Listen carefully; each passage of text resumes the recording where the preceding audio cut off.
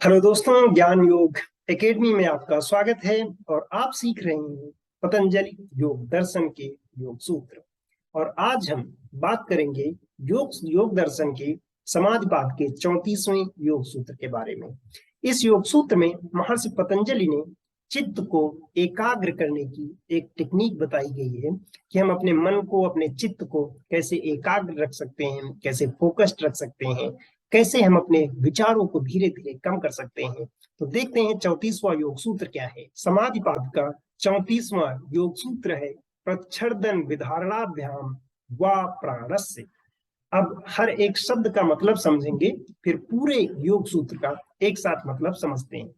यहाँ पर जो पहला शब्द उपयोग में आया है वह है प्रच्छर्दन, दूसरा है विधारणाभ्याम, तीसरा शब्द है वा और चौथा शब्द है प्राणस्य।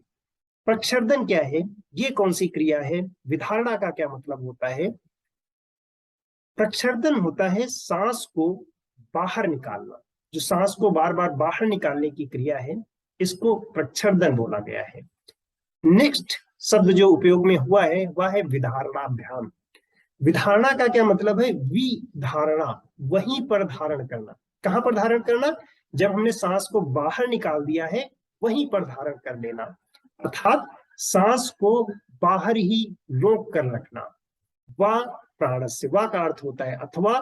प्राणस्य, प्राणस्य का मतलब है प्राणवायु को। तो यहाँ पर प्राणवायु क्या है? जो हम सांस लेते हैं, सांस छोड़ते हैं, यही प्राणवायु है। और इसी को बाहर निकालकर ही रोक देने से चित्त एकाग्र होता है। तो इस सूत्र में इसी के बारे में बात चल रही है कि हम जब प्राणवायु को बाहर निकालकर बाहर ही रोक देते हैं, उससे हमारा चित्त एकाग्र होता है। अब ये सांस को बाहर निकालकर बाहर रोक देने की क्रिया, यह प्राणायाम का एक पार्ट है, यह एक तरह का प्राणायाम है। जब हम प्राणायाम की बात करते हैं तो उसमें अलग अलग तरह से हम सांस को अंदर लेते हैं, या फिर सांस रोकते हैं, या फिर सांस को बाहर छोड़ते हैं।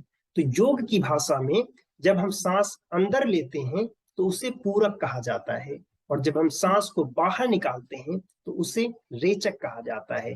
और जब हम सांस को रोक कर रखते हैं, वो सांस अंदर लेकर भी रोक के रखना हो सकता है, या सांस को बाहर छोड़कर रोक के रखना हो सकता है।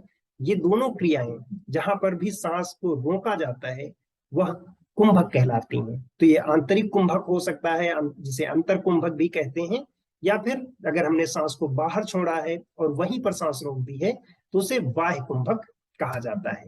तो यहाँ पर महर्षि पतंजलि ने स्पेशली बाह्य कुंभक के बारे में बात किया है कि उन्होंने कहा कि सांस को बाहर निकाल के बाहर ही रोक कर रखने से हमारा चित्त एकाग्र होता है।